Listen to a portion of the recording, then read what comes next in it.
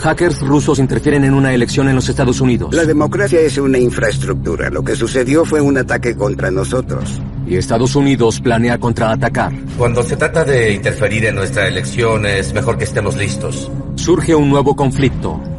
Se necesitan como enemigos más de lo que se necesitan como socios. Es una pena. ¿Se movió la batalla más allá del ciberespacio?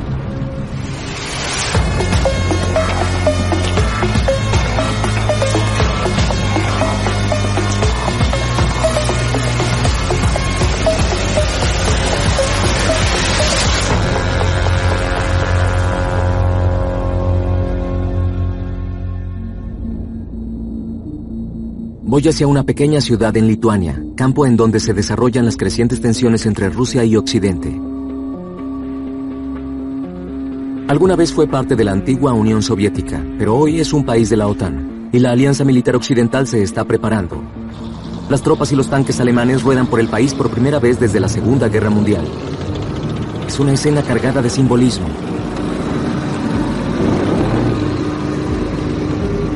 Como pueden ver detrás de mí, estos son tanques alemanes desplegados en Lituania y son parte de un plan más amplio de la OTAN para contrarrestar la agresión rusa en el este de Europa. Y esa agresión incluye la guerra cibernética dirigida. Los estados bálticos, Estonia, Lituania y Letonia, son 3 antiguas repúblicas soviéticas que se convirtieron en miembros de pleno derecho de la OTAN. Se unieron a otras naciones del bloque este que se alinearon con Occidente al finalizar la Guerra Fría. Hoy en día, muchos de estos países se encuentran en la mira de los ataques cibernéticos rusos. Pero el trabajo más importante logrado por los hackers de Putin fue durante las elecciones del 2016 en Estados Unidos, donde sembraron dudas sobre todo el proceso democrático. Para los oficiales de inteligencia, los trucos y las filtraciones eran el clásico oficio ruso. Pero para los poderes del Capitolio, fue una llamada seria de atención. Amy Klobuchar está en el Comité del Senado de los Estados Unidos que supervisa las elecciones federales. También formó parte de una delegación bipartidista del Senado que visitó los países bálticos después de la votación de noviembre. ¿Cuándo fue al este de Europa? Bueno, nos fuimos después de Navidad y, según el viaje que acabo de hacer, esto no es algo reciente. Los bálticos, esa canción ya se la saben. Piensa en Estonia. Rusia se enfadó, los hackearon y cerraron su servicio de Internet. Lituania invitó a los miembros de Ucrania del Parlamento del área de Crimea, el área que Rusia se ha anexado. ¿Qué pasa con Lituania? Muchos intentos de hackear sus cuentas y atraparlos. Esto no es solo un incidente, o un candidato político presidencial, o un partido político, o incluso un Estado. Este es un modus operandi que han utilizado en todo el mundo. El hackeo es particularmente agresivo en países que tradicionalmente estaban dentro de la esfera de influencia de Rusia, y ahora la OTAN intenta encontrar formas de combatirlo. Este es el Centro de Comunicación Estratégica de la OTAN en Riga, Letonia, donde estudian la guerra de información rusa. Una de las misiones de este centro es ayudar a los países de la OTAN a resistir la propaganda rusa, las redes sociales y las campañas de desinformación. Jānis Ārts, exsecretario de Estado de Letonia, fue responsable de las políticas de ciberseguridad del país. Así que esto es la guerra rusa de información, su doctrina, ¿el documento real? Sí, lo es. Y fue escrito por el general Gerasimov. Valery Gerasimov es un general poderoso e influyente, y el hombre detrás de la llamada doctrina Gerasimov. Revela su visión del futuro de la guerra. Desde su perspectiva, hay una constante confrontación de información, guerra de información en curso. La doctrina básicamente describe los métodos y estrategias que Rusia debe utilizar para lograr sus objetivos geopolíticos. Curiosamente, 3/4 partes de esas estrategias no son militares, cosas como imponer sanciones económicas u organizar la oposición política. La guerra de información, el debilitamiento de un rival a través del hackeo, la propaganda y la desinformación, es la única estrategia extendida entre la línea militar y la no militar, y es la única constante en tiempos tanto de guerra como de paz. Entonces, para Rusia, ¿estamos en un estado constante, un estado permanente de guerra de información? Sí, bueno, no soy yo. Está aquí, el general Gerasimov. Diría que esto viene desde la era soviética, algo de la Guerra Fría, su libro de planes, ¿eso diría? Es una técnica de la antigua KGB que se fomentó en los años 70 y 80. La diferencia ahora es Internet, las redes sociales y sus plataformas que tienen un uso más fácil y muchas más grandes aplicaciones. Así que en realidad es un multiplicador más, pero esa técnica en sí es antigua. Este es un caso de Rusia o de que sean los rusos buenos en particular en esta clase de guerra, o en caso de ¿Un Occidente sin fuerzas y ellos se están aprovechando? Bueno, eso es lo que quieren decir, que Occidente está decaído. No estoy de acuerdo, no hemos prestado atención. Eso es cierto. Se creyó que todo quedaba atrás. Eso es cierto. Y como que lo retomaron.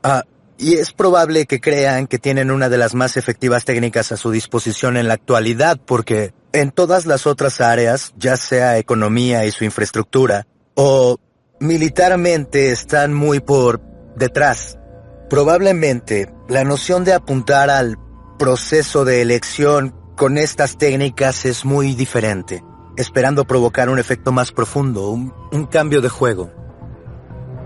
Y a ojos de los políticos y los expertos en los Estados Unidos, la interferencia de Rusia en las elecciones del 2016 cambió el juego. Pero lo que necesito entender es cómo ayuda todo esto a Vladimir Putin.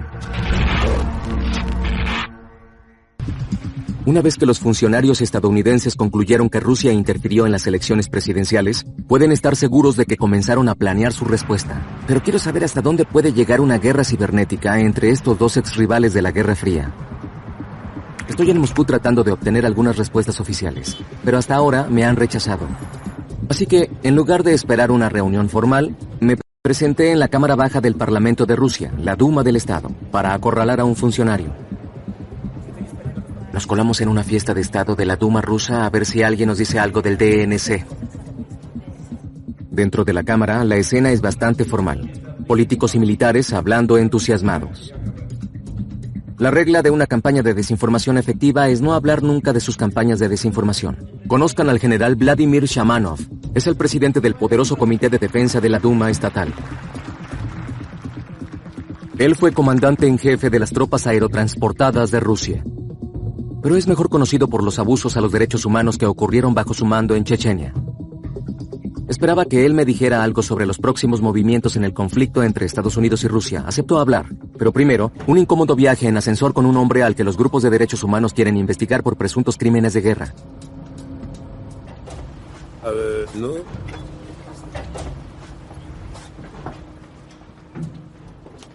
¿Cómo debería el gobierno ruso responder al gobierno estadounidense por la acusación de que el gobierno ruso decidió la presidencia de la elección?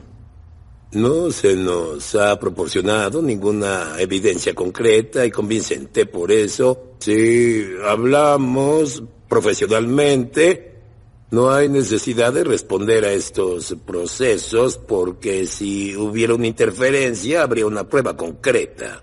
Dice que no hay pruebas, pero la comunidad internacional, los servicios de inteligencia y casi cualquiera que entienda algo sobre ciberseguridad dicen que Rusia lo hizo. ¿Por qué su gobierno y Vladimir Putin son tan reacios a decir que en realidad fueron los que influyeron en la elección? Estoy impresionado por su perseverancia, ya que le he respondido en el claro ruso. Rusia no ha tomado ninguna medida con respecto a involucrarse en las elecciones estadounidenses, respetando la soberanía del gobierno norteamericano. ¿Cree que hay esperanza de que las relaciones mejoren bajo el mandato de Trump con Rusia? Estamos contentos por eso. Perdimos 8 años con el señor Obama y hemos evaluado estos 8 años como el nivel más bajo en términos de la relación entre nuestros gobiernos. Si bien Shamanov niega cualquier interferencia rusa en las elecciones estadounidenses, admitió que el país está expandiendo activamente sus capacidades de guerra cibernética. De hecho, días antes, el ministro de Defensa ruso, Sergei Shoigu, reveló que Rusia ha entrenado y activado tropas de información altamente efectivas. Y es bastante seguro asumir que están apuntando a la OTAN. Y eso es algo que pone a muchas democracias occidentales al límite. Pero la guerra secreta contra la OTAN es música para los oídos de Alexander Dugin, un filósofo político con estrechos vínculos con la élite rusa, al que apodaron el Rasputín de Putin. Es una de las voces líderes de Rusia contra la globalización, la integración económica, política y cultural del mundo que está impulsada por el comercio internacional. Algunos rusos ven ese sistema como una amenaza, y podría ser una de las razones por las que Vladimir Putin quiso ayudar a Donald Trump a ser elegido. ¿Por qué te alegra que este hombre sea el presidente de los Estados Unidos? Porque creo que la Tierra se aproxima a una catástrofe con la globalización. Porque se basa en la presunción de que cada persona en la Tierra, como individuos, son completamente iguales. Y la humanidad entera tratada como un cuerpo consumidor. el presidente Obama y todos los previos presidentes se comprometieron por completo con el proceso de globalización. Esa es la razón por la que Putin está tan demonizado en Occidente, porque su agenda para reafirmar a Rusia en su región como potencia va totalmente en contra de este proceso de globalización. Entonces Trump es una alternativa a todo eso. Trump es el escudo de la parte conservadora de la humanidad que puede cambiar esa dirección. La idea de Dugin de que una victoria de Trump significaría más libertad de acción para Rusia no surgió de la nada, y el presidente entrante lo confirmó, prometiendo un cambio drástico en la política exterior estadounidense. Buscaremos amistad y buena voluntad con las naciones del mundo, pero será entendiendo que es un derecho de todas las naciones poner en primer lugar sus intereses. No se trata de imponer nuestro estilo de vida a nadie. Este eslogan, hagamos que el país sea grande otra vez. Todas las personas del mundo en el exterior están invitadas a hacer que Rusia sea más grande otra vez, que Europa también lo sea, que Israel también sea grande. Todos son libres de repetir el ejemplo de Donald Trump. Si nosotros, por ejemplo, podemos expandir nuestra influencia más allá de Rusia, nos dejarán hacerlo. Mientras tanto, Dugin cree que tanto la OTAN como la Unión Europea están condenadas al fracaso. Y aunque espera que Trump abra la puerta a este nuevo orden mundial, niega que los hackers de Rusia ayudarán a ponerlo en el cargo. No hicimos nada, excepto pedir por Trump. Soñamos con Trump. Nos alegró la victoria de Trump. Tal vez incluso algunos de nuestros hackers no solo pidieron y soñaron, sino que intervinieron. Pero creo que a pequeña escala quizás pudieron afectar a 3 o 4 votantes. Pero para Rusia en específico, el ascenso de Trump, la disolución de la OTAN, la disolución de la UE, ¿los ayuda? Sí, yo creo que es la clase de evento que está estrictamente relacionado con la victoria de Donald Trump. Gracias, Donald Trump. Alexander Dugin cree que la presidencia de Trump es buena para Rusia. Pero puede haber otra razón por la que Putin se involucró en una elección de los Estados Unidos. Venganza.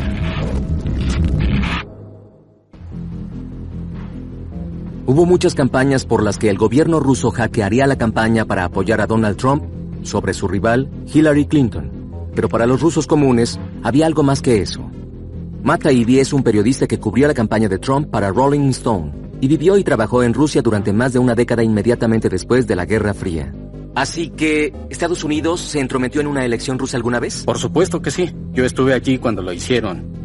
Viví en Rusia en 1996. Nos entrometimos bastante cuando Boris Yeltsin hacía su campaña en 1996. Lo presumimos en la portada de la revista Time. Si la buscas, es la de julio de 1996. Hay una gran imagen de Boris Yeltsin y el titular es Yankees al rescate. Fue una extraordinaria y sofisticada operación la que prepararon. Yeltsin no ganaría esa elección. Si recuerdas, ese año, el comunista Gennady Zugianov estaba muy arriba en las encuestas. Iba a ganar. Y Yeltsin tuvo un tremendo problema de impopularidad.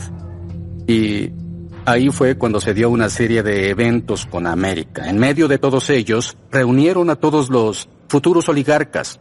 Ellos, era claro que tenían un acuerdo en el que serían los beneficiados de esta masiva privatización de este programa. Es un quid pro quo.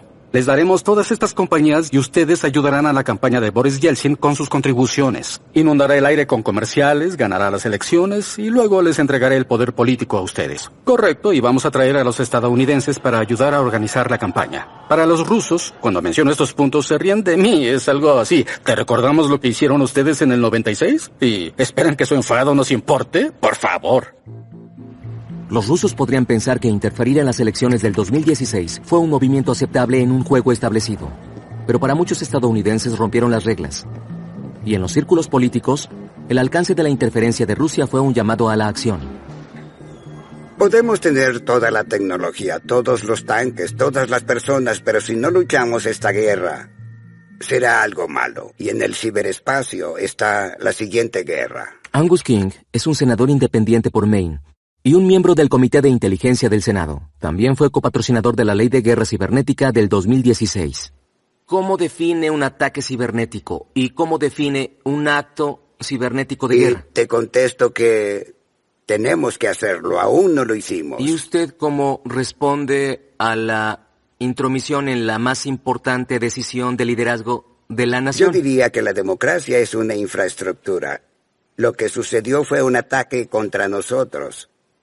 Justo como si arrojaran paracaidistas en Washington, sacaran las computadoras en sus brazos y se fueran por el río Potomac en un submarino. Y no estoy preparado para decir cuál debe ser la estrategia, pero estoy preparado para decir que nos hace falta una. Necesita ser muy clara y que puedan entenderla nuestros adversarios. Es necesario que disuada su actuación. Y la disuasión, por cierto, solo funciona si los otros chicos la conocen. Tienes que decirles, esto se considera un acto de guerra. ¿O se tiene que exhibir los tanques? Oh, sí, pero tiene que ser real. Tienen que entender que habrá consecuencias. Y hasta ahora responderemos en un momento y lugar de nuestra elección. Uno de los principios de disuasión cibernética es que tiene que ser rápido, no tiene que ser automático, pero sí en las siguientes horas del ataque, no en unos días. El efecto desaparece si te tardas. El pasado otoño me reuní con representantes de Letonia, Lituania y Estonia. Describían que lo que sucedió aquí era simplemente rutina para ellos y es multifacético. No es solo el hackeo, también desinformación, noticias falsas, todo eso. Planificación de las historias truculentas sobre los opositores de Moscú, lo que sea. Esta es toda su estrategia. Putin ha encontrado una brillante táctica que socava a Occidente y es una ganga. No necesita utilizar tanques, tropas y bombarderos, pero está causando estragos en las democracias occidentales. Por el precio de un F-35, con un aeroplano, los rusos contratan a 5,000 hackers. El senador King busca una estrategia cibernética para disuadir una agresión rusa en línea, pero algunos en la comunidad de inteligencia creen que ya tienen la respuesta. Los ataques cibernéticos rusos en las elecciones del 2016 pudieron ser un punto de inflexión en las relaciones de Estados Unidos y Rusia. O más bien fue un punto de retorno. Michael Hayden es un veterano de la Guerra Fría, exdirector de la CIA y de la NSA, y tiene algunas ideas bastante específicas sobre lo que hicieron los rusos y lo que Estados Unidos podría hacer a continuación. ¿Cuál fue el punto como el de ese ataque que influyó, quiero decir, para todos los propósitos, potencialmente logró que un presidente se eligiera? No está probado ese hecho. No está probado, pero parece que ese es el caso, que potencialmente podría arruinar a los Estados Unidos de América. ¿No es ese un acto de guerra en sí mismo? Acto de guerra es una palabra muy fuerte, ¿de acuerdo? Se debe tener cuidado. Si tienes esta zona de paz, tienes esta zona de guerra y competencia entre los dos. Ahora hablemos de contestación, porque... Responder. Déjame decirte algo sobre responder. Lo primero a tener en cuenta es que no es un ciberproblema. Es problema ruso. Y una vez hecho eso, tu respuesta tiene un rango más amplio de posibilidades que se usarían para responderle a los rusos y decirles, oigan, esto es algo inaceptable. Francamente, lo que sí apoyaría es vender o entregar toda una gama de armas defensivas a los ucranianos. Algo que nos hemos negado a hacer. Atraería su atención. Si tú quieres hacer algo en el ciberdominio, los rusos usan un ciberevento de espionaje para debilitar la democracia estadounidense o intentan debilitarla. Perfecto, a jugar. Utilizaremos el ciberdominio para derrocar a la autocracia rusa. ¿A qué me refiero? Me refiero a meter herramientas anónimas de la forma más agresiva en el ciberespacio ruso para que a los servicios de seguridad rusos les resulte más difícil cumplir su función principal, que es vigilar a los otros rusos. Pero a medida que los estadounidenses sopesan sus opciones, a algunos les preocupa que una respuesta agresiva de los Estados Unidos conduzca en una sola dirección, en escalada. Matt Taibbi ve los peligros. A juzgar por sus experiencias de estar en Rusia durante tanto tiempo y ver lo que sucedió en los últimos años entre Putin y Obama, ¿cómo cree que funcionará la relación con Rusia ahora que es oficial que sí intervinieron en una elección presidencial? Lo que siempre supimos es que los complejos industriales militares de ambos se echaban de menos cuando la Guerra Fría finalizó. porque habían sido enormemente útiles entre sí financieramente. La idea de que uno es agresor del otro, que la expansión de la OTAN requería esta enorme inversión por parte de los rusos y era igual para el otro lado. Y creo que eso es lo que vamos a ver ahora, que Rusia y Estados Unidos se redescubrirán como enemigos y redescubrirán la utilidad de cada uno como enemigos. No hay forma de que Trump y Putin sigan siendo amigos para siempre. No lo creo.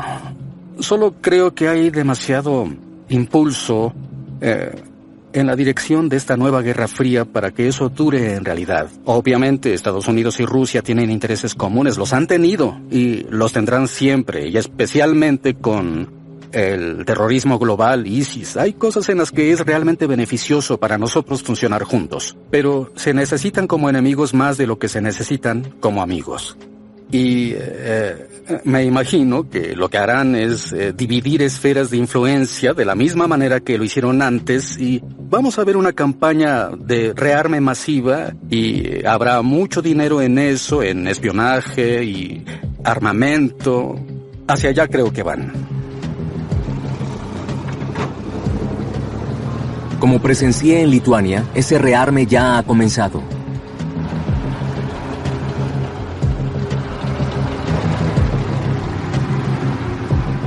Pero es difícil saber dónde termina todo esto y exactamente cómo o si una guerra de información lanzada en el ciberespacio terminará jugándose en el terreno de la realidad.